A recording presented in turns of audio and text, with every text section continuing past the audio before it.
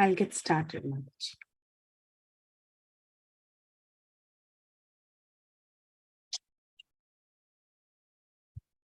Hare Krishna. Thank you all so much for joining us in this very wonderful chapter-wise summary series of Srimad Bahagvatam.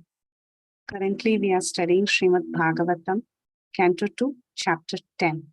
So in our previous session, obviously, we stopped at Chapter 9, which was very, very interesting because it had the Chatashloki of Srimad Bahagvatam.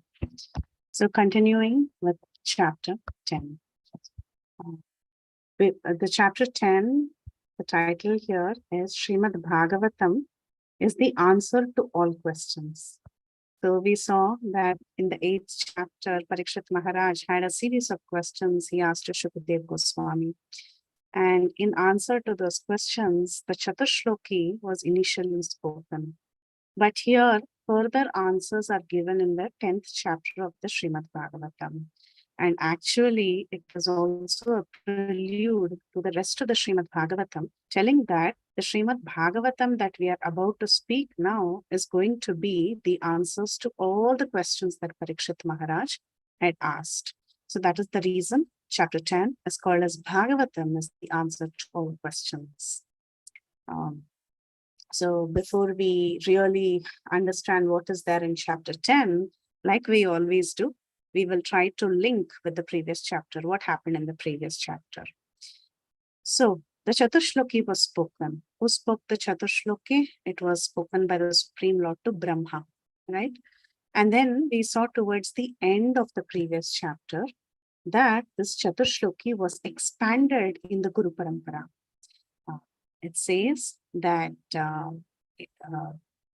thereupon the supplementary Vedic literature, Srimad Bahagavatam, which was described by the personality of Godhead and which contains 10 characteristics, was told with satisfaction by the father Brahma to his son Narada.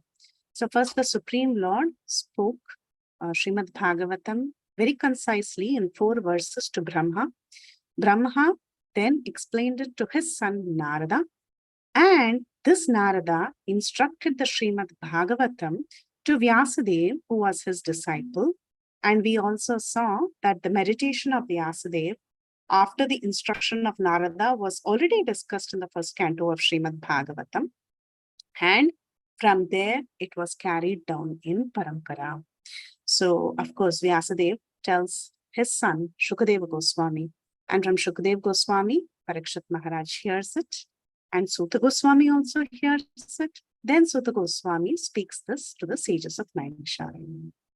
So now he tells King Parikshit, who tells Shukadeva Goswami tells King Parikshit that you had questions about how the universe had become manifested from the gigantic form of the Supreme Lord, and you had so many other questions. Now I will answer all of this by detailed explanation, expanding on the 4 verses that was already mentioned earlier. So what does that mean? That means that the entire Srimad Bahagavatam is actually an expansion of those 4 verses. And the specific question that Parikshit Maharaj had about the great form of the Supreme Lord, the universal form, that particular answer, he says that he will start answering in chapter 10. Okay, so this is Canto 2, chapter 10. And it's a very famous verse worth memorizing. So if anyone would like to volunteer, you can raise your hand. And yeah, thank you, Mukund. Yeah. Mukund, repeat after me. Okay, sure, Mataji. Hare Krishna. Shri Shuka Uvacha. Shri Shuka Uvacha. Atra Sargo Visargascha. Atra Sargo Visargascha. Sthanam Poshanamutayah. Sthanam Poshanamutayah. Manvantarai Shanukata. Manvantarai Shanukatha. Nirodho Muktirashraya. Nirodho Muktirashrayah. Thank you. So, Indrika Mataji, you want to read the translation?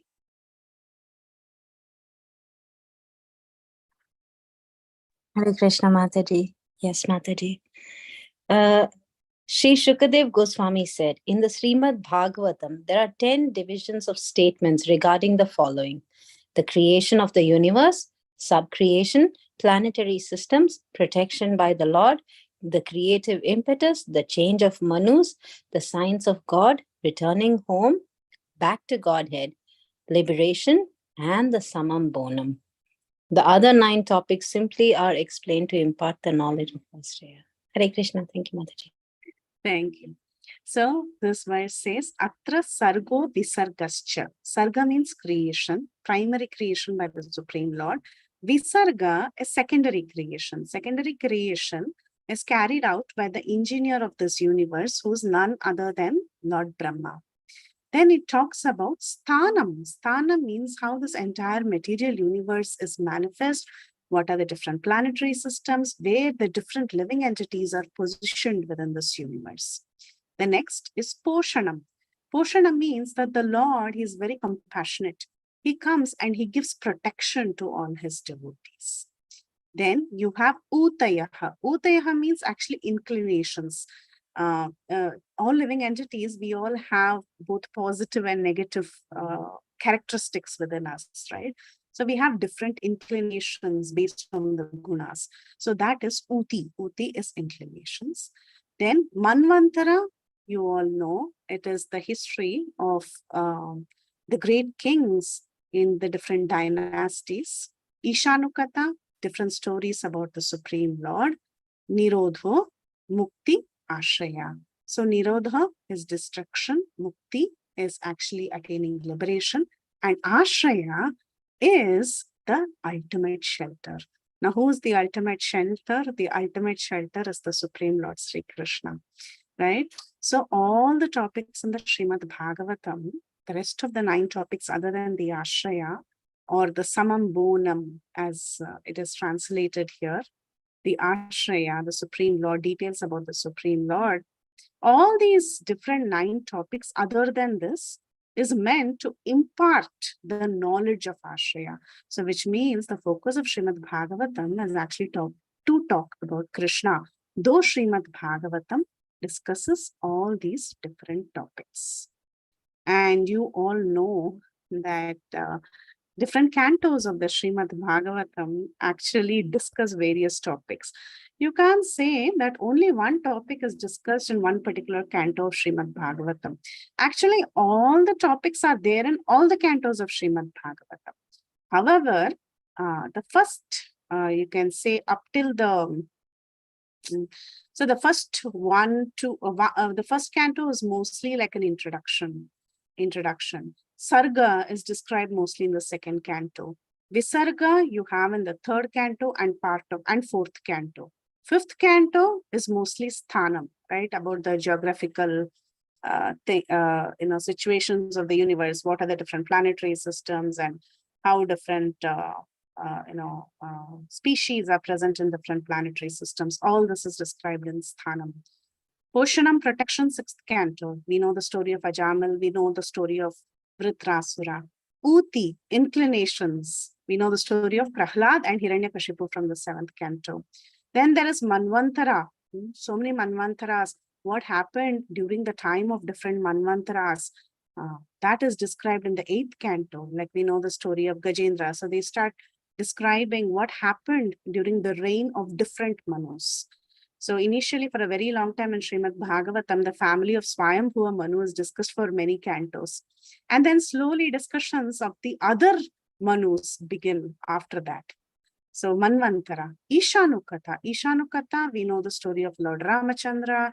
We know the story of several other incarnations that is present in the 9th canto.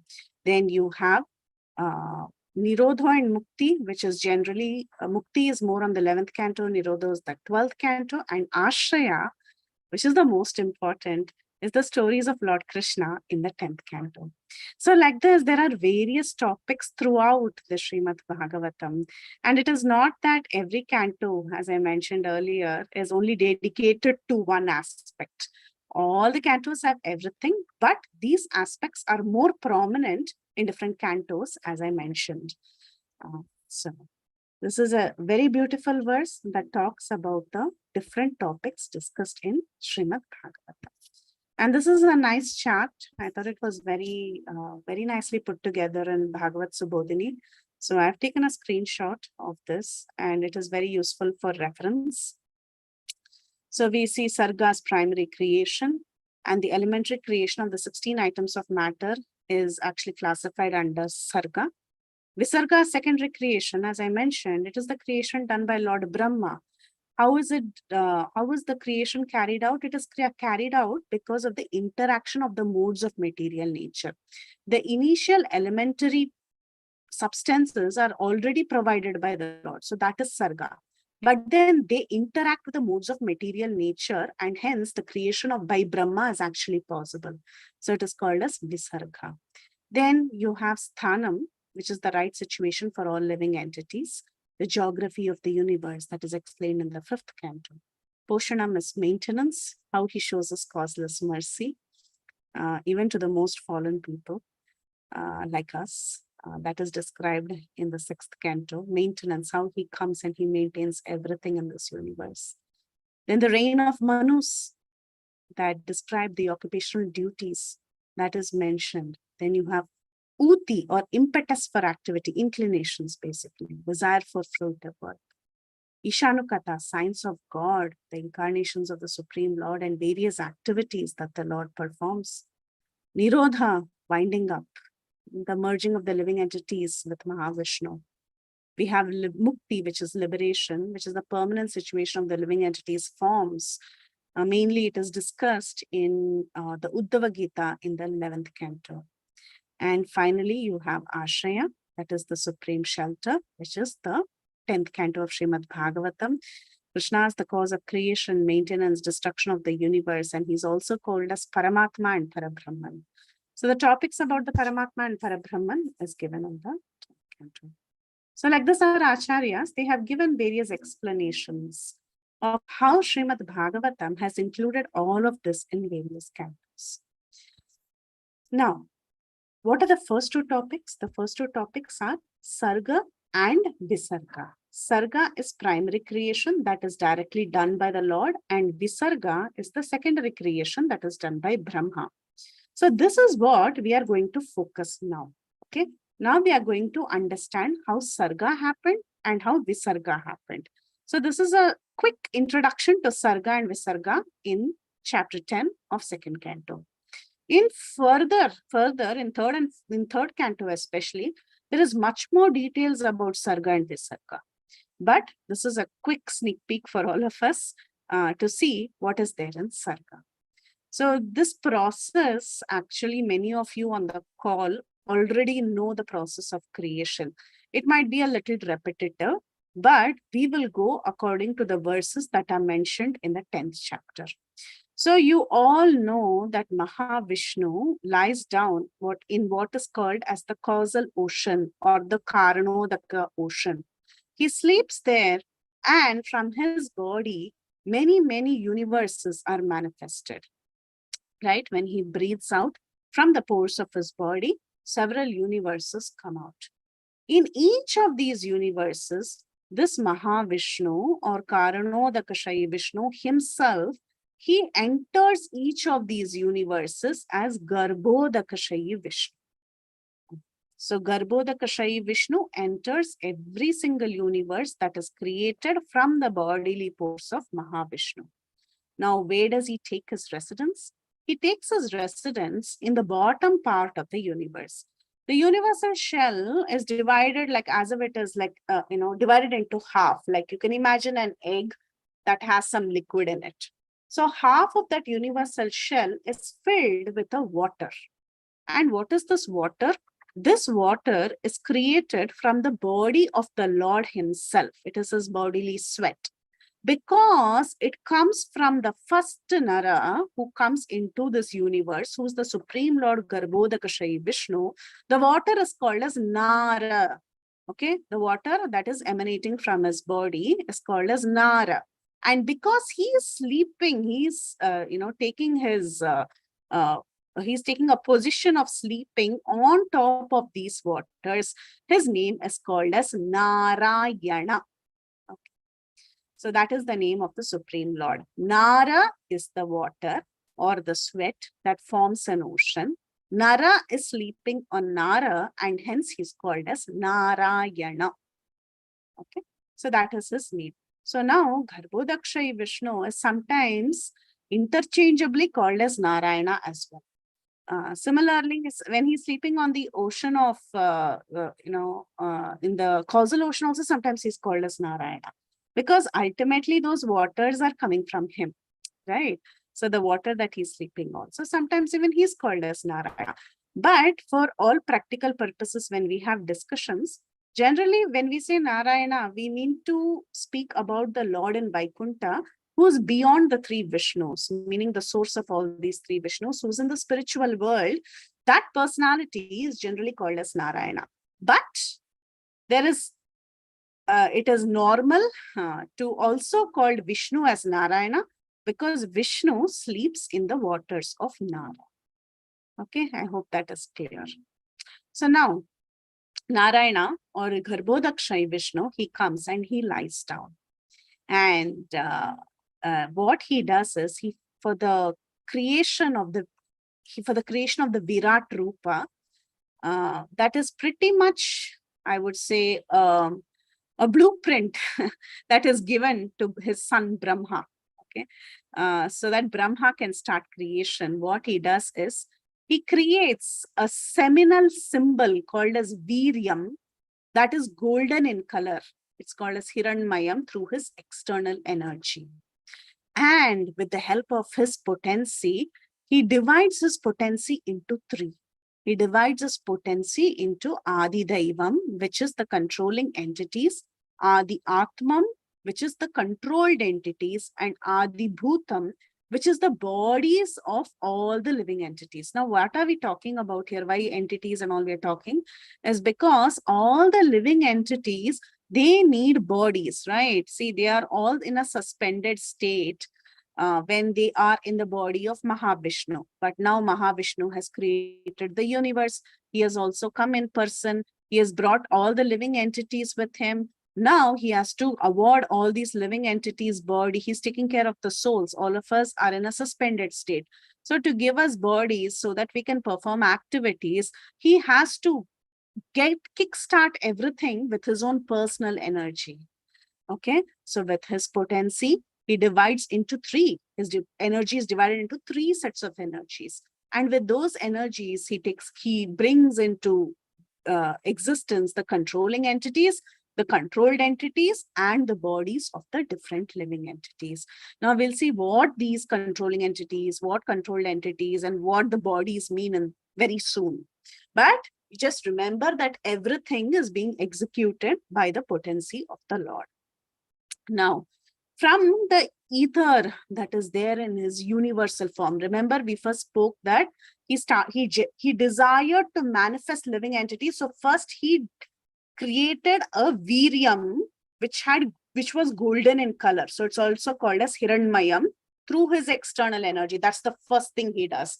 So from the ether within that particular form that he has created, which is here referred as the universal form, Ojas, that is the energy for the senses, Sahas, that is mental force, and Balam, that is bodily strength, arose from the life air of that Rupa.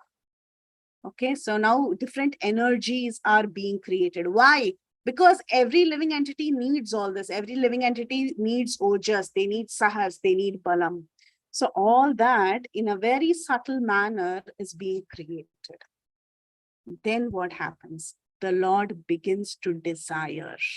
So we have heard several times, even a blade of grass cannot move without the sanction of the Lord, right? Whatever we have, even a little activity that we execute is not possible without the Lord's desire and his blessing. So this begins even at the start of the universe. So all the desires we have, all our sense activity, everything is actually set into motion by the mercy of the Lord. So let's see what happens in the creation procedure. First, this Lord who's taken this big Rupa, he desires to eat or he desires to speak. First, he has a desire. From that desire, the gross sense organ is formed. This gross sense organ is called as Adi Bhuta. Okay. Then from that, the subtle sense organ is formed, which is called as Adhyatma, and the sense Devata, Adi Daiva, also comes into existence. Then the Tanmatra or the bodily activity begins, which is called as Adi Bhuta. Now, this is too many terminologies, and it is very abstract for us to understand if we just read this little flow chart.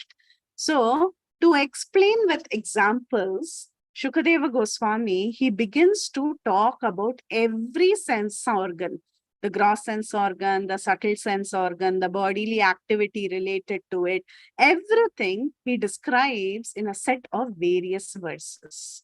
Now, I mentioned that everything that we do, everything that is set in motion within this world is possible only by the mercy of the Lord. So very beautifully it is mentioned here, Bhagavatam says, as the followers of a king follow their Lord, similarly, when the total energy of this Virat Purusha that we saw, when the total energy is in motion, then all living entities move. And when the total energy stops endeavoring, all other living entities stop their sensual activities. So like this, every living entity within this universe is completely dependent on this total energy that we saw, this Viryam, this Hiranymayam. They are completely dependent on the total energy of the Supreme Purusha who was first generated. And nobody has independent existence, just like how no electric lamp can have independent effulgence without the source where electricity actually is generated. Okay, just a bulb itself, without being connected by the copper wires to the source of electricity, has no meaning, right? Like that, all the living entities in this universe, we are set into motion. All our activities are possible only because we are dependent on this Supreme Lord, this total energy of the Supreme Purusha who was first created before we all started activity, before we were all set into motion. Now, I told you I will tell this with an example, this creation procedure. So what is the procedure?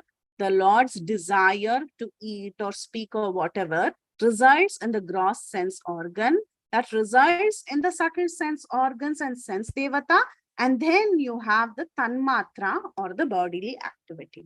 So let's take one verse as an example, and then the next slide, I will show a tabular column of how all this is charted out. Okay. So here is verse number 20. Thereafter, when the Supreme Purusha desired to smell odors, the nostrils and respiration were generated. The nasal instrument and odors came into existence, and the controlling deity of air carrying smell also became manifested. Now, this is just one example. I've just taken one of the verses in this list. Now, let's try to match each of these to the flow chart that you see on top. So, thereafter, when the Supreme Purusha, what did he desire? He desired to smell odors. So, you see here, the Lord's desire, that is the first thing. What did the Lord desire to do in this verse? He desired to smell odors. Because of that, what should happen? The gross sense organ should manifest. So let's see if the gross sense organ got manifested. Thereafter, when the Supreme Purusha desired to smell, the nostrils, this is our gross sense organ, right? The gross, what you see, the nose. The nostrils were generated. Then what should happen? The subtle sense organ and the sense devata should come into existence. So the nostrils and the respiration were generated, and the nasal instrument and odors came into existence. So what is the sense that has to come into existence? It is the odor that comes into existence. The next thing after odor is the sense devata. So who is the controlling deity? We will see that in the chart. But the controlling deity who's in charge of carrying air and making us smell, carrying that smell in this universe, he comes into existence. So like that, the bodily activity of smelling became manifest, through this process. So the same flow chart will flow through all the verses that Shukadev Goswami talks about the Virat Purusha helping each of these to manifest. So you have the desire, from that the sense organ, then the subtle sense organ, and the tanmatra or the bodily activity. So here we see, to understand himself through Vedic sound. That was the desire the Lord had. Because of that, first the gross one should be manifest. The ear, this ear has to be manifest. And then the subtle sense organ, the shota, the one that with which you are able to hear, right? The subtle organ has to be manifest. Then the sense devatas. So who are the sense devatas in charge of hearing? It is the dig devatas. Devatas of the directions. They are in charge. And then what is the sense object plus gross element? It is sound and ether that carries the sound. And because of this, we are hearing. That is the activity. So like that, if you put it down in a chart, very nicely, already it has been put down in a chart for us by Subodhini. So we have everything here. So to experience softness, hardness, this is the function of the skin. The external organ is the skin. What is the subtle sense organ? It is the sense of touch. That is twak. It is called twak. And then the sense devatas, vayu, you all know when there is air, when there is a cool breeze, you feel some nice sensation. So the Lord is vayu, and because of that, you can feel touch and you can feel air. Then when the Lord desired to see, what happens? Eyes get manifest. And then chakshu, the subtle sense organ of sight, is manifest. Who is the Lord who helps us to see? It is the sun, right? When the sun is there, you're able to see objects. And then with that, what can you do? You can see form and fire. Remember, fire has form, right? So first you have ether that carries sound. Then you have air from which touch comes. And then from water, actually taste. That is the next level. Okay. From fire comes form, and then from water comes taste. So we know that process. From earth comes smell. Okay. So when that Purusha, he desired to drink and eat, the gross sense organ of tongue and then the subtle sense organ of the tongue's function came into existence. And then Varuna, water, because water has taste, right? So Varuna helps with taste, and then taste of water is actually manifest, and you can taste water when you drink water. Next is smell. This was one of the first examples we saw. So Nasika, the external nose, the subtle sense organ of smelling, and who's in charge? The Ashwini Kumaras are in charge. And smell is something that is related to earth. So like that, to speak, you have these qualities. When he desired to speak, when he desired to experience sensations, when he wanted to perform activities with his hands, when he wanted to move about with his legs. It is interesting here, when you see all of these demigods, you would see the Supreme Lord who is in charge of moving about, Pada. When you see Pada, it says Upendra or Vishnu was in charge of moving. And Prabhupada writes a very brilliant purport, and he says the reason is because the activities that is carried out by anyone or any sacrifice, all our activities, we have to do it as an action of sacrifice to Vishnu. So all these activities we are doing by moving about, the job that we are doing, or we are performing yajna, whatever we are doing to earn a living, to live a life, to sustain a life, all that is possible only by the mercy of Vishnu, because every work should indeed be done only as a sacrifice to Vishnu. So only he helps us to move around and perform activity. So like that, all the activities like expelling waste, and then the airs in the body, how they move about, what is in charge of death, what is in charge of evacuation, procreation, moving, everything is described. And how did it all begin? It all began with the Lord's desire.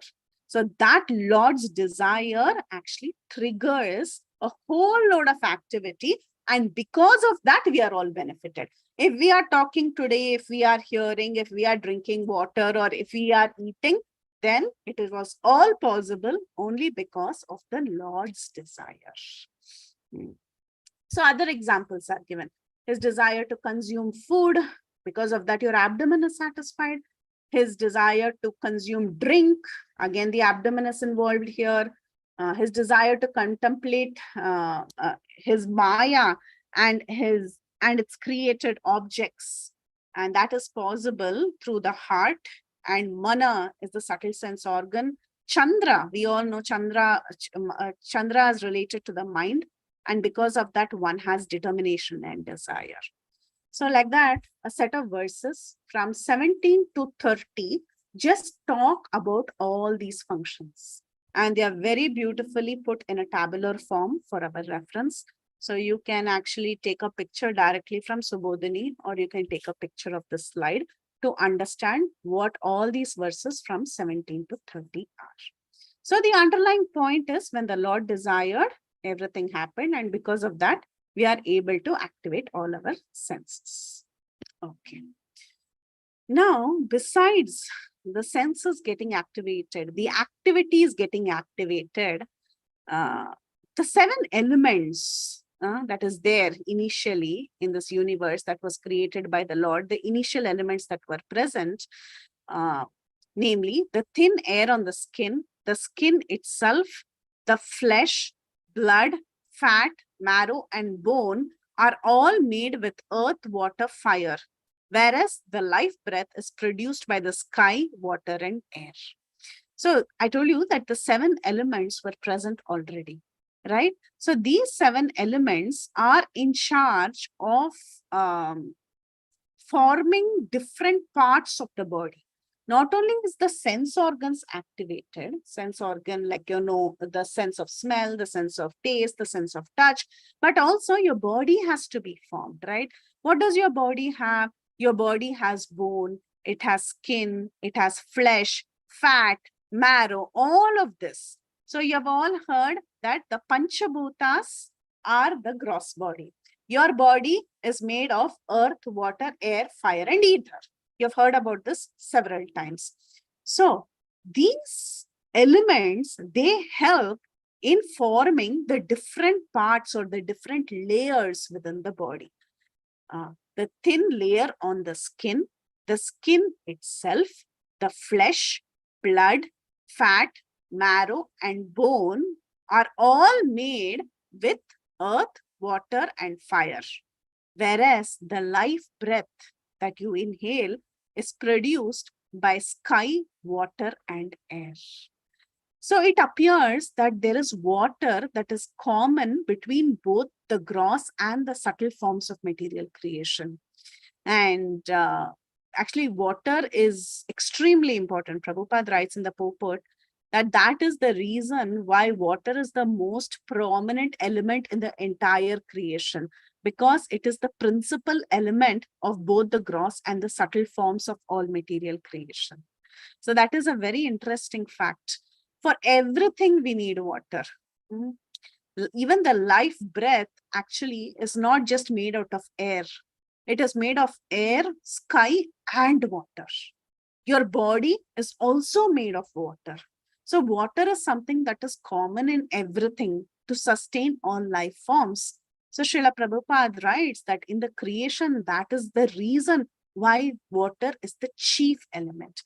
We all have heard, even in our geography classes, that this entire earth, 3/4 of the earth is covered with water, because water is so important and it is the primary element in the entire creation. The breathing air of life is produced by sky, air, and water, and therefore open air, regular bath, and ample space is required to live a favorable, healthy, vital life.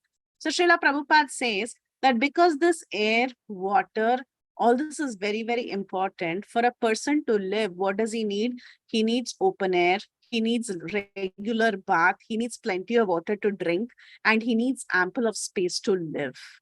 If he lives with all these different factors that is presented by Mother Nature, then he'll live a very, very healthy and vital life. So the fresh produce from earth like grains and vegetables, as well as fresh water and heat, is good for the upkeep of the gross body, because our body itself is made up of these elements. So if we want to have a healthy body, we definitely need all of these elements: fresh water, enough heat, which is the fire element. You need proper food grains, which is a factor, which is something that comes from the earth element. So like that, all this is needed. We need some space around us. So ether is important. Like this, all this is required for the upkeep of the gross body. And the sense organs, they are attached to the modes of material nature. And the modes of material nature is produced from false ego. So the modes of material nature, that is a product of the false ego, these are present within every living entity. Each one of us, we are attached to a particular mode of material nature that is prominent in us. And the sense organs are attached to these modes of material nature. So now he talks about ego, and he talks about the mind. The mind is subject to all kinds of material experiences. And he talks about one more part of our body, which is the intelligence. This intelligence is a feature of the mind's deliberation. So now what has happened is that Shukadev Goswami, he began to first speak about the subtle senses. Okay, he spoke about how you develop the different senses, both the gross organs as well as the subtle organs. First, he spoke about that. So it is not enough if we just have senses and we don't have a gross body. So the next step that he spoke about is that the Virat Rupa helped in manifesting even the gross bodies. What is the gross body made up of? It is made up of earth, water, air, fire, ether. Now, is that enough? Is the gross body enough? No, you need to have mind, intelligence, false ego. So that is also present within every living entity. So by the mixing of the modes of material nature, the sense organs, they get attached to these different modes of material nature. And all of this is actually a product of the false ego. And then there are subtle things like the mind and the intelligence. And these are all interacting within one's body. It's not only the gross body, it is also the subtle body. So beyond this gross manifestation is a transcendental manifestation, and that transcendental fine manifestation is that of the Supreme Lord. However, the gross Virat Rupa, the gross form of the Lord, or the subtle form of the Lord, both of them are actually only products of matter. So we devotees, we do not get attached to this form. Okay, so for us, is the Virat Rupa important? The answer is no, because it is at the end of the day only a material. So I'll summarize again if there is any confusion in whatever I said. So first you have this Hiranmaya, or this Viryam, the Supreme Lord. With his energy, he forms this Virat Purusha, which is also called as Virya or Hiranmaya, golden form. And from that, what happens is he begins to desire. When he begins to desire, all the living entities, they develop the gross sense organ, the subtle sense organ, and they begin to perform activity. Bodily activity is triggered, okay, for all living entities. Is it enough if only so much is there? No. We need gross body and we need subtle body. So what is the gross body made up of? It is made up of the Panchabhutas. Is it enough? No. We need mind, intelligence, and false ego. So we need the subtle also. We need the subtle elements of every living entity. So even the subtle, body is also created, and the living entities like this, they develop different bodies with 7 elements of the body. What are the 7 elements? The thin layer of the skin itself, the flesh, bone, fat, marrow, bone, all of this, including intelligence, mind, and false ego. Okay, so this is what we have seen so far. Now, what is this section called as? This section of the forming of the body with the senses and the feeling and whatever, is called as Sarga. Who does the Sarga? Sarga is performed by the Supreme Lord. Okay. Now we have to see how Visarga is performed. Now, the Lord, what he does is, he doesn't individually create all the bodies of all these living entities. He only gives the idea, he only gives the elements. He just gives it in the Virat Rupa, what is required. All the elements are given. All this in conception is given by the Lord. It is called as Sarga. However, Visarga is specifically, this engineering feature is specifically carried out by Brahma. So Brahma is the one who performs the material action for creating different forms and activities of living entities. Depending on the karma that every living entity is carrying, that living entity gets a particular kind of form, and that engineering of the forms of all these living entities is called as Visarga, and it is performed by Brahma. So Brahma picks up that idea and he creates species like the Prajapatis, the Devatas, the Manus, human beings, all of them based on the karma that they are carrying since they have been lying in the body of Mahavishnu. And we already saw that there are three modes. Three modes were already generated by the Lord. So these three modes, they permute to give different species of life. So we have heard that there are species in the mode of goodness, some in the mode of passion, some in the mode of darkness. So generally demigods we say are in the mode of goodness, human beings are in the mode of passion, and there are other hellish living entities who are in the mode of darkness. Now, each of these living entities, it doesn't mean that they are always continuously just in the mode of goodness, right? For example, human beings, we are considered to be in the mode of passion. But every human being will have a mixture of the three modes.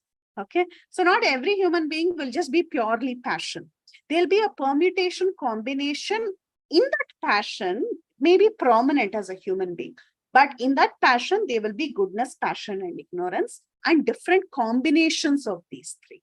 So they keep permutating to form different combinations. So based on that, we all have different habits. So you may be a human, I may be a human, but no two humans are the same. We have different natures and we have different habits. That is possible only because of different permutations. And the example given by Srila Prabhupada in the purport is that, see, just because Ajamil was born in a Brahmana family, doesn't mean that he was 100% in the mode of goodness. He had so many of the other modes. He was influenced by the association around him. So it is very much possible that we can easily get influenced by the association around us. Similarly, the story of Narada. Narada was born as the son of a maid servant. But what kind of qualities did he acquire? Did he just have the qualities of being a Sudra? No. Narada Muni had very good association and he became a transcendentalist. So the modes that we are in can be easily influenced by the association we have. Okay. So I hope you have understood so far Sarga and Visarga. Sarga is all that was carried out by the Supreme Lord by his energy. By his energy, he carried out the Sarga. The ingredients, basically, the elements. See, you need a skin, you need bone, you need marrow, you need mind, intelligence, you need the different elements of nature. All this is provided by the Lord. But Brahma takes everything and then he starts making models from it. So the clay is given by the Lord and Brahma's job is to make different models. With some piece of clay, he makes a pot. With some, he makes a balloon. With something else, he makes a sweater. So like that. Using the ingredients, he's trying to create different species of life. So using that, he makes human beings, he makes demigods, he makes snakes, he makes birds, he makes all of this. And we also, in different species, we have different kinds of habits. Okay. Why are we having different habits? Why are two people not the same? The reason is because we are acquiring different modes. And there is a mix and match of all these modes. And depending on that, our character or our inclinations are seen. Now, Does it mean that once you are in a particular inclination or in a particular kind of a mood, you're going to be like that always? No. Depending on the association you take, even that can be molded. So we all have hope. I might be predominantly in the mode of passion and ignorance, but maybe if I have some devotee association, slowly I can be purified. I can also acquire the mode of goodness. Okay. So now, after we discussed Sarga and Visarga, the next part of the discussion in this chapter is about the Lord's interactions. So the Lord, it's not that he just did Sarga and he vanished. Okay, he said, okay, Brahma, I hand over the responsibility to you. You now take care of Visarga and I vanish. No, he's very personal. He likes to take care of us at different levels. Though he gives services to his dear devotees like Brahma, he also likes to be there and take care of us. So what does he do? Vishnu, he is in charge of maintenance. After being the original cause of creation, the immediate cause is Brahma for creation. But who is the original cause? It is the Supreme Lord. Not only is he the original cause of creation, but in the form of Vishnu, he also maintains this creation. He maintains all the living entities. And from time to time, he comes down to this universe through various incarnations. Prabhupada writes in the purport, he comes in various forms like fish, animal, human, trees. He comes in so many different ways so that somehow or the other, he can make all the living entities love him and reclaim all the living entities and take them back. Okay, so this is the compassionate nature of the Lord. Not only does he come in all incarnations, he is also constantly present as the Paramatma in everyone's soul, looking at that soul when that soul will turn to him. So that is the nature of the Supreme Lord.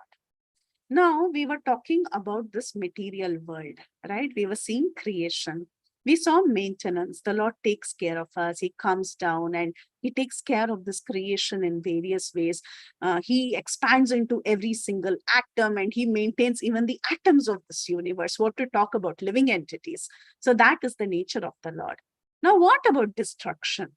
Right? This universe, the creation and destruction is cyclic. It's not a permanent thing. This universe is, we often hear, this world is not a permanent place to be in.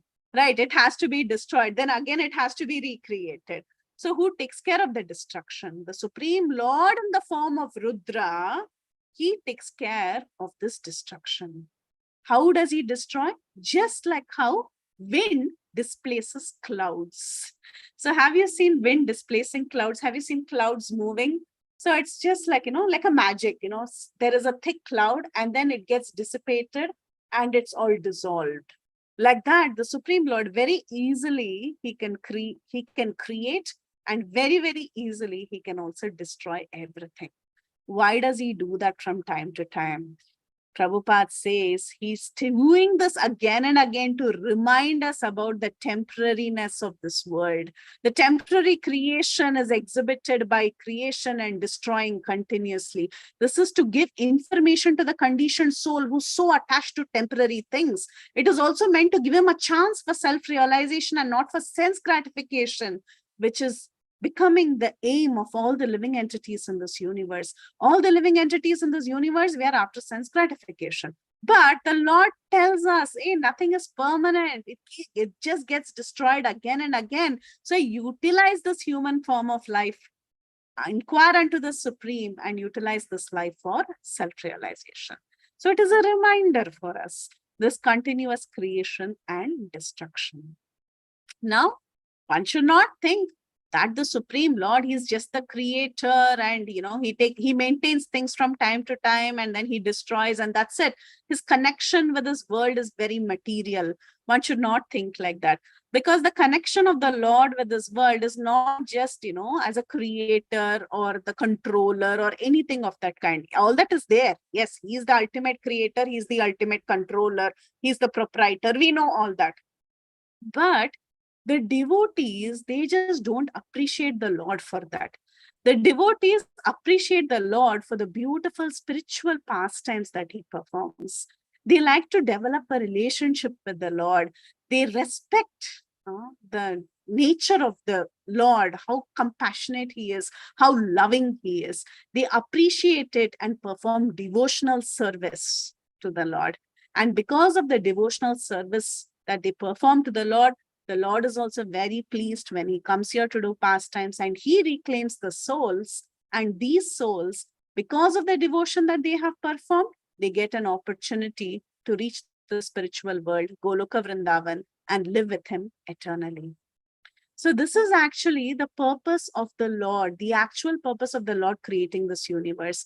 We read in Srimad Bahagvatam itself, there are so many verses that speak about how for the Lord, this is all just a game for him. Sometimes a child might go to the beach and the child would build sand castles.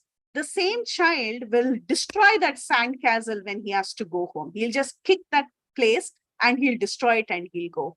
So sometimes the Lord is described as a person who just comes and plays with things. This entire material world is a play of the Lord. You might have heard about all this, right? Again, Srimad Bhagavatam gives various analogies, like the Lord is like a spider, just like how a spider can create a cobweb from its saliva, and then it withdraws the entire cobweb by destroying it itself, its own creation. It just pulls it back and it destroys it. Similarly, for the Lord, this entire universe is like that, right? We have heard about all these analogies. However, we should remember, yes, these analogies are correct for us to understand how the Lord creates and destroys. But there is something more in this.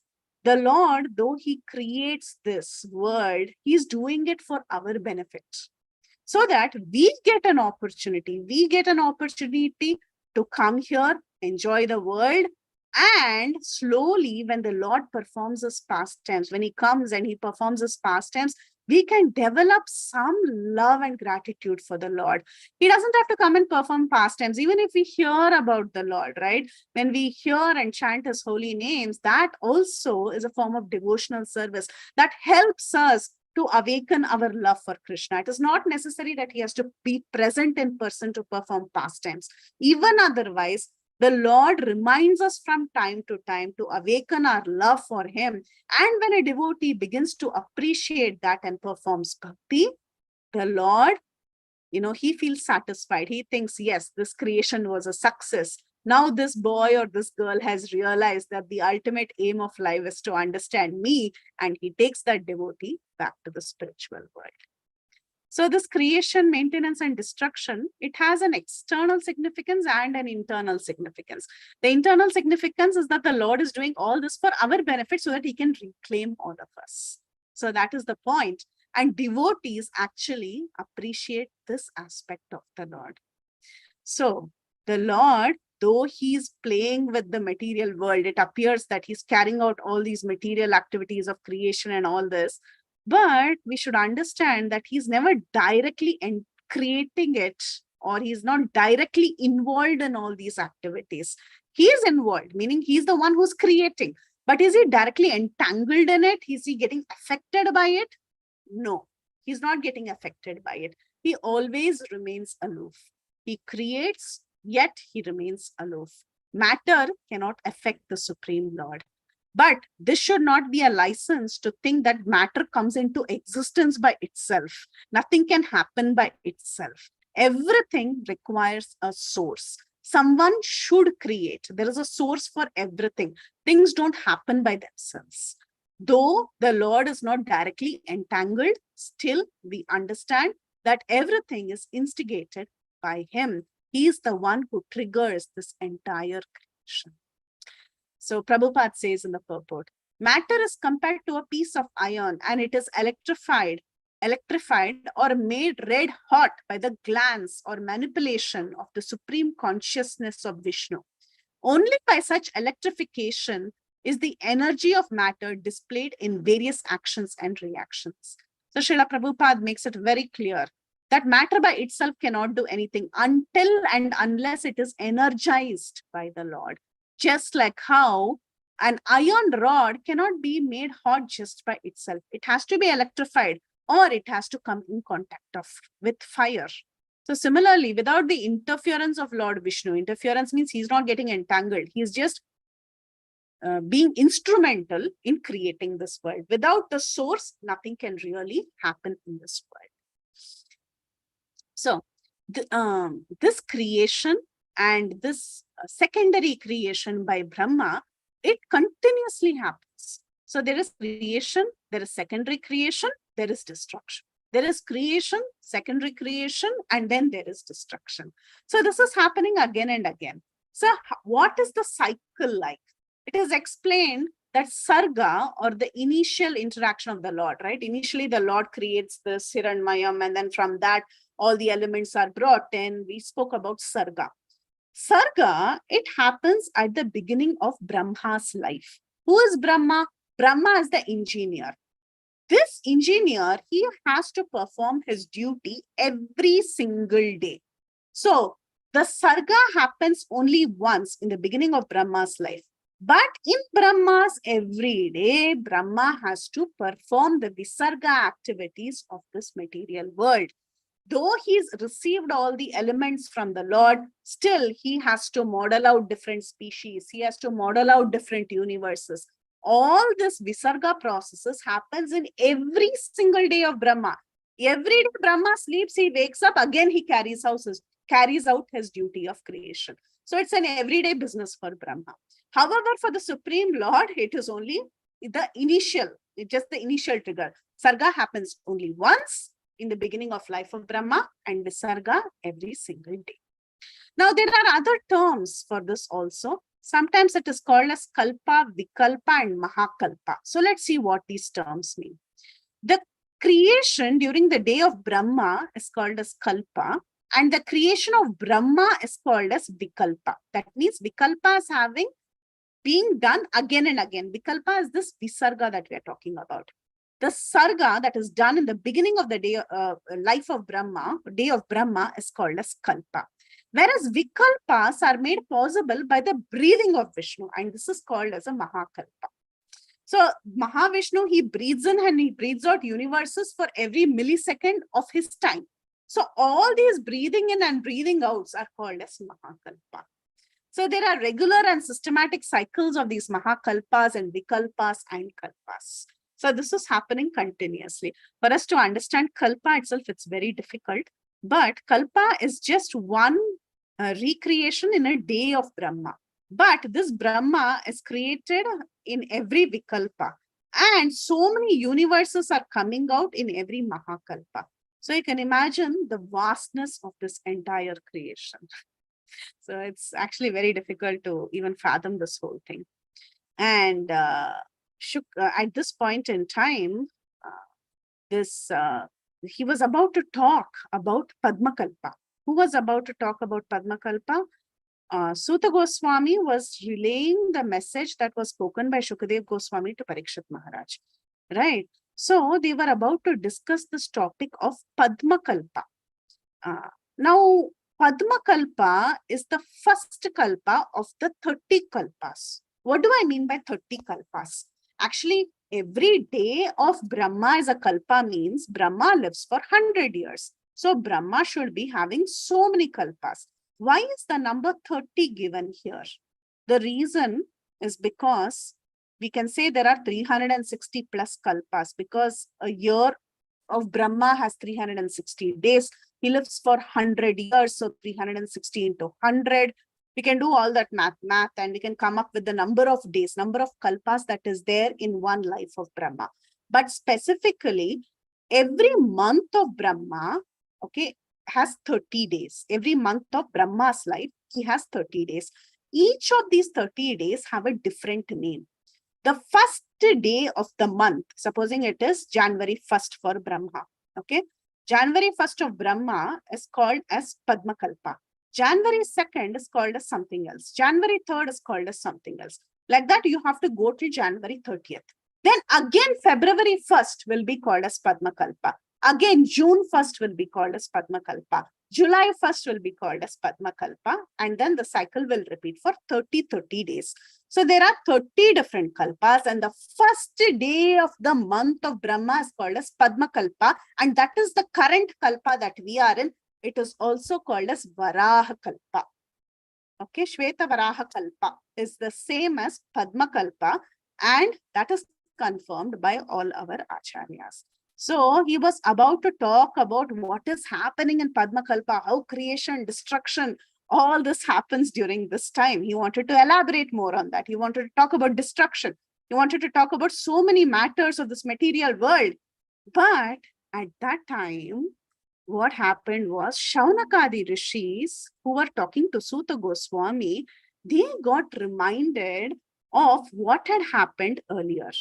Okay, earlier they heard that Vidura had left home. Vidura left home and he went for pilgrimage, and on the way he met Maitreya. So these rishis, Shaunakadi rishis, Prabhupada very sweetly, he writes in the purport that they were actually they were not so interested in material talks only about how this universe was created, how destruction happens. They were not so interested about that. Suddenly they remembered a devotee, Vidura, and they thought, oh, what happened to him? You were talking about him, that he met Maitreya. I want to know what the conversation between Maitreya and Vidura was. So they took a little detour. They took a little detour and they said, okay, I want to know that. We left that topic. Can we continue that topic? And then we'll come back to this creation business. So they took a quick detour, and let's see what happened after they took the quick detour. They diverted into Maitreya Vidura Samvad. In Canto 1, Chapter 13, who informed, Suta Goswami informed Shaunakadi Rishi that Vidura went on a pilgrimage, giving up his relatives. And you told that Vidura met Maitreya, he gave up his family, and then you also told that he came back. So can you tell us more about it? Why did Vidura first have to leave the palace? Why did he have to leave Hastinapur? Why did he give up his family? Why did he go to the forest? And why did he even come back again? What happened during his pilgrimage? Whom did he meet? What were the different talks? Okay. Prabhupada says Srimad Bahagvatam gives facility to everybody. There are different kinds of people. Some of us, we like to hear only material topics. Some of them, they like to hear only transcendental topics. So Srimad Bahagvatam is trying to satisfy everybody. It gives facility to everyone who wants to hear all these topics. By hearing Srimad Bahagvatam in the matter of the Lord's glorious activities, both in the material world and in the transcendental world, men can derive equal benefit. However, we should not think just because Srimad Bahagvatam is talking material topics, Bhagavatam is material. No, because even the material topics that is there, it has a connection with the Lord. So everybody can actually derive equal benefit when they hear the Srimad Bhagavatam. So Suta Goswami, he was very happy. He said, okay, you want to hear about Maitreya and Vidura? Let's talk about Maitreya Vidura. And he says, I will tell how Maitreya and Vidura met, not from my own speculation. I will just repeat what Shukadev Goswami told to Parikshit. Okay, because Shukadev Goswami also told the same samvad to Parikshit when Parikshit had inquired. So I am going to repeat the same thing. Prabhupada has always never failed to stress enough the importance of repeating in Guru Parampara. One should not change the words of scripture. One should repeat things as it is in Parampara. So especially when Suta Goswami says, hear attentively these subjects as Parikshit had asked the same to Shukadev. When he tries to repeat what Shukadev Goswami had said, Prabhupada writes in the purport a beautiful analogy. He says, the best lawyer gives evidence from past judgment of the court without taking much trouble to establish his case. This is called the parampara system even in the court. So learned authorities follow this without manufacturing any rubbish interpretations. One should not freely interpret whatever comes into their mind. One should be very careful to follow what the bona fide parampara has presented. Just like how an intelligent lawyer will take evidence from the past judgment of the case in a court without taking so much trouble to establish his own case and come up with his own thoughts. So it's a beautiful analogy. And with that, we will end. I'm going to summarize the entire chapter for you. it was difficult for me to explain things clearly. So please forgive me for all the glitches that I had. I was stumbling in many places. So please forgive me. As long as you understood what the topics are, that's fine. So there, first we saw the 10 characteristics of a Purana. And we saw the definition of the 10 topics, what Sarga is, what Visarga is, what Sthanam, Poshana, Mutaya, what each one of that is, Vamshan, Ishanukata, all that we saw. Then we saw the Sarga portion and the Visarga portion. I told you, right? In this chapter, we'll be seeing Sarga and Visarga in a very quick way. So the Sarga, initially the Virat Rupa was created. We saw the Kiranmaya and all that, all the necessary ingredients was given. That was the initial Sarga procedure, the creation procedure. Then Visarga procedure came about by the help of Brahma. Brahma did secondary creation. So he took care of the forms of different species. He put them in different lokas. And then depending on the guna that they had acquired, different permutation and combinations of species came about. And then he also spoke about the Lord's limited interference. He said, though Visarga is done, it's not that he just washed his hands and he said, okay, Brahma, you take care, I'm getting out of this. No. He has his interference, but limited interference without getting affected. That is how the Lord interacts. And then when he wanted to talk more about Padmakalpa, how Padmakalpa was created and, all these in very deep details, at that time, Shaunakadi Rishi, they got diverted, and it's a nice diversion. They wanted to get diverted and they wanted to hear about the conversation between Vidura and Maitreya, which is actually the third canto. So it's a very huge section. It is one of the longest conversations, just like how the 11th canto has the Uddhava Gita, which is considered as the longest conversation in the Srimad Bahagvatam. So like that, Vidura Maitreya Samvad is also very, very big and very long and very interesting. And it has many little contexts and little stories inside it. So we'll see that in the third canto from next. So I'll stop here. And if there are any corrections, please feel free to correct me. I'm certainly not perfect and I've made many mistakes. And if something was very confusing, feel free to ask. I'll try to explain as much as I understood. Hare Krishna.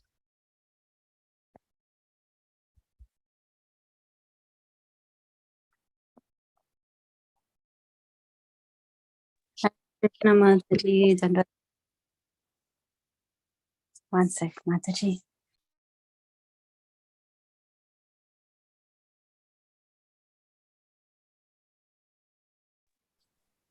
Hare Krishna Mataji, Dandat Pranam. Wow, this was an amazing section. Of course, there were times when I'm like, oh, I wish Mataji would repeat it, and you did repeat the important pieces of information time and again, and so it helped reinforce the facts. Definitely, very, very technical subject matter, and you presented it beautifully, Mataji. It is just my intelligence is so limited; it's difficult to understand everything. I have a couple questions, maybe if I can articulate it properly.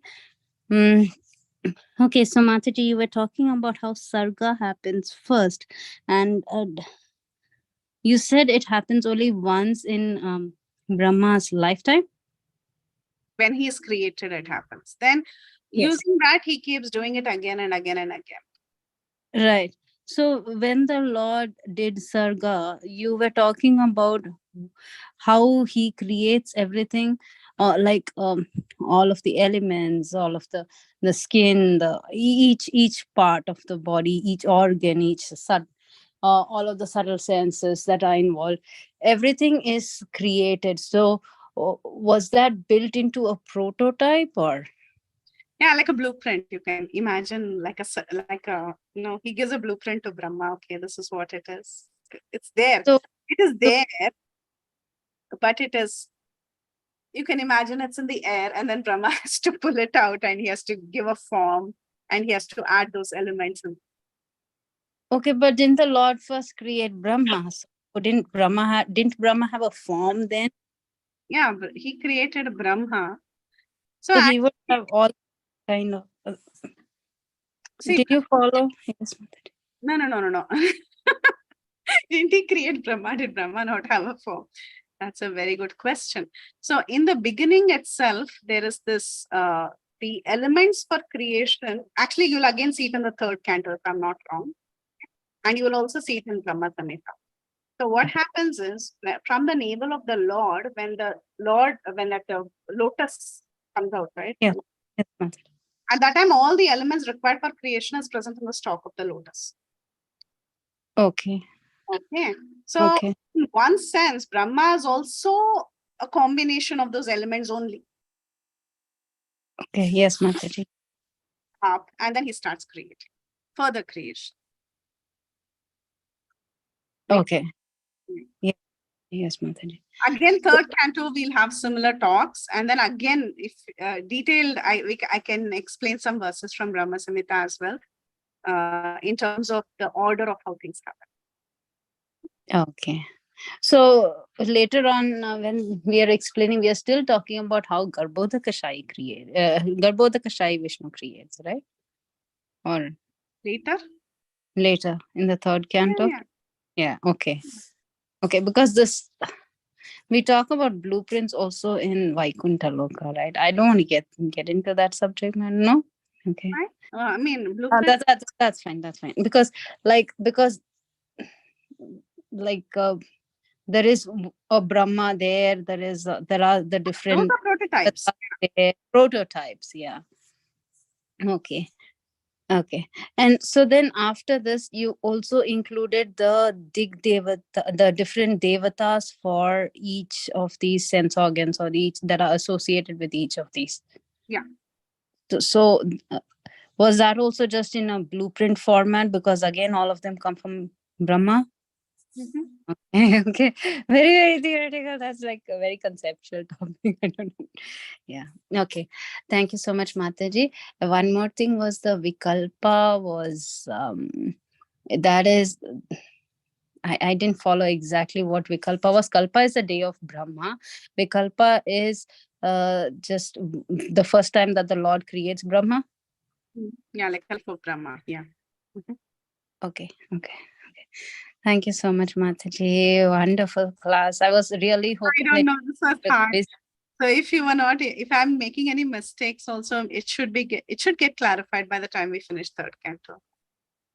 Thank you, Mataji. Hare Krishna. Hare Krishna, Preethi Vilasini Mataji, Dandavat Pranam. Very, very beautiful class, Mataji. Thank you so much for such a beautiful class. I was remembering once I attended the summary sessions that we were reading in the afternoon.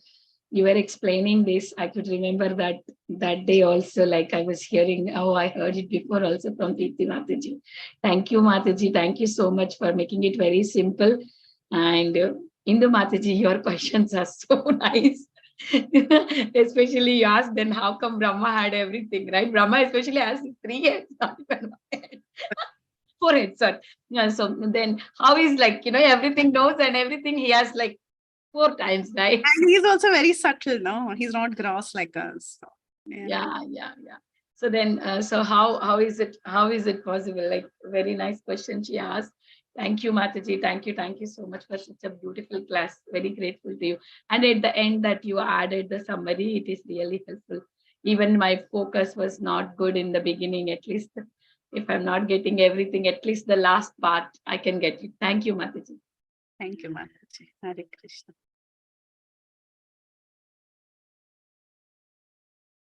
Hare Krishna, Mataji, Dandavat Pranams. Thank you for summarizing this entire chapter so nicely. So, one thing is the ingredients, the sarga part, it is by Mahavishnu, right? The Karnodakshay Vishnu. The Karnodakshay Vishnu passes on to from Karnodakshay Vishnu, Garbhodakshay Vishnu expands, right? Yeah. All the ingredients when he comes and he sleeps. Then from his navel, transfer to that stalk. And like that. So sarga actually happens by Karnodakshay Vishnu, Mahavishnu. The sarga of the universes happen. Yeah.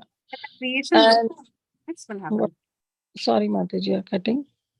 Oh, the original creation, sarga, the original creation happens by Karnodakshay Vishnu. Then the creation within every universe, within every Brahmanda, it is carried out by Garbhodakshay Vishnu. Then it is taken over by Brahma.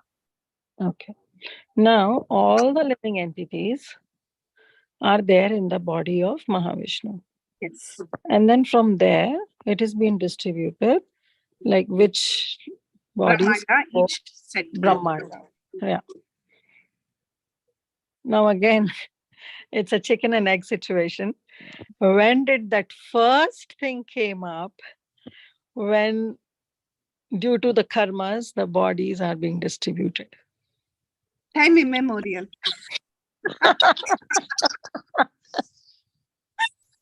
That is what my answer is, but I want something concrete if you know. Is Time it really time immemorial. immemorial? Time immemorial. We don't, our memory is not good enough to know. Time. Mm. But it all happens due to our desire, right? And desire leads to karma, and karma leads to different transmigration, right? Different bodies. Okay. Yeah. Thank you, Madhuri. Thank you. It was really a wonderful session. And especially third canto, I know this conversation will lead to more elaborate descriptions. Yes. But it will be pretty much more clear also in third canto. Will clear out because the same thing, same topic goes on, and then there's so much more clarity. Yeah. Even in the beginning of second canto, we had Virat Purusha and all this, right? Yeah. Yes. Yeah. Okay. Chapter 1 and all this. Thank you. Thank you so much. Hare Krishna. Hare You Krishna. covered really very nicely. Thank you, Kirtana Mataji. Hi Krishna Mataji, Dandat Pranam. Hi Bol. I missed the earlier part. But then the explanation and the analogies which are given are so apt, like it just makes everybody understand. And I think your explanation itself is so clear that it makes it understand more. I'll listen to the class again. I totally forgot when Ashu was leaving. I forgot to on the video, the class.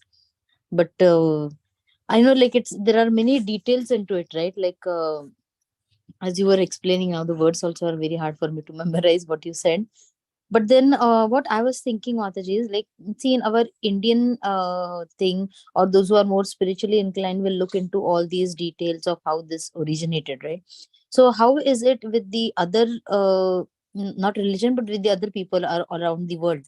Like, do they have a different conception of how Brahma is? Because I think the other places, Indonesia and these people all who are there, they also have some scriptures associated with the origin of life and everything, right?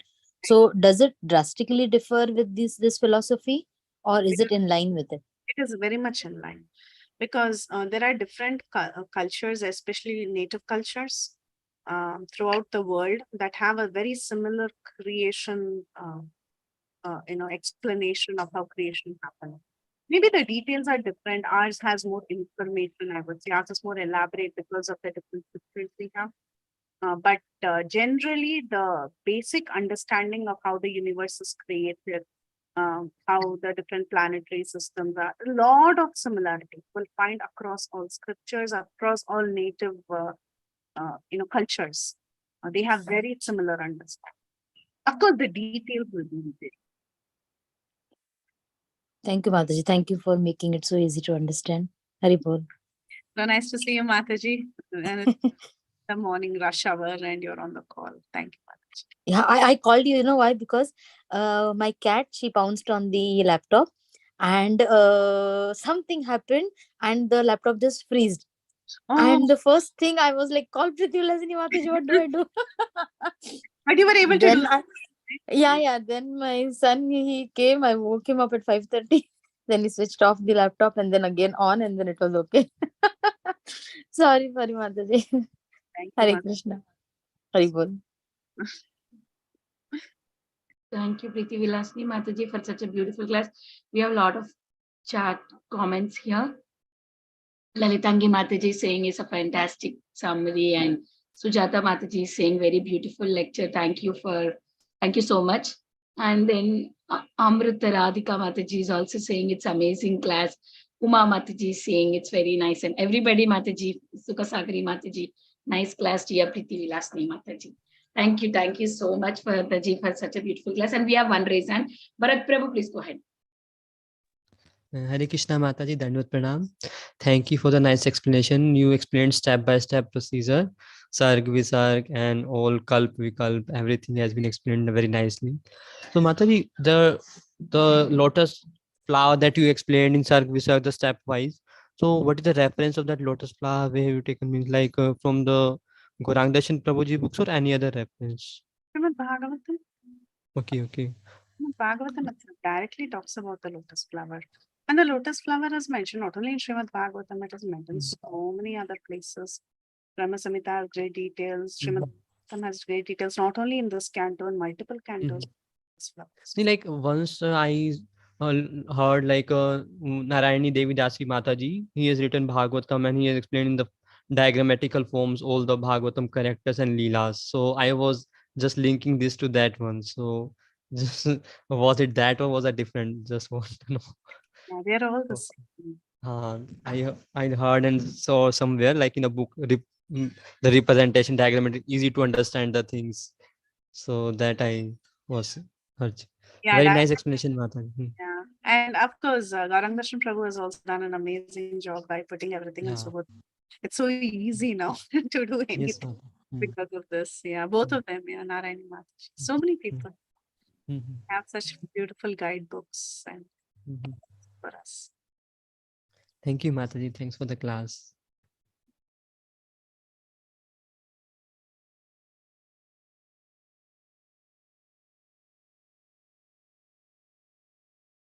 Bhavna Mataji. Hare Krishna, Preeti. Hi, Krishna Mataji. Dandavad Pranam, such a beautiful class, Preeti. I was remembering some parts because, I did 2-4 and 2-5 and 2-6, and it also covered all this, how the organs and tanmatra and everything is created. It was nice to again listen from you, Preeti. Thank you so much. Hare Krishna. Hare Krishna Mataji, Dandavad Pranam. Thank you for explaining such a nice means. It was like a technical subject, but you explained it so nicely that it's so easy to understand to people like us. Mataji, my question is like, as you explained that there is Brahmaji, means first Lord Krishna created Brahmaji. So there are various Brahmajis in every universe, like Chaturmukhi Brahmaji, some is three faces, or like some there in Bhagavatam.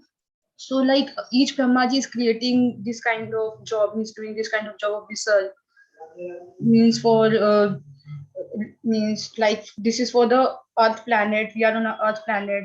So Chaturmukhi Brahmaji is creating species which are on Earth planet. Similarly, there are other Brahmajis also with 3 mooks and others.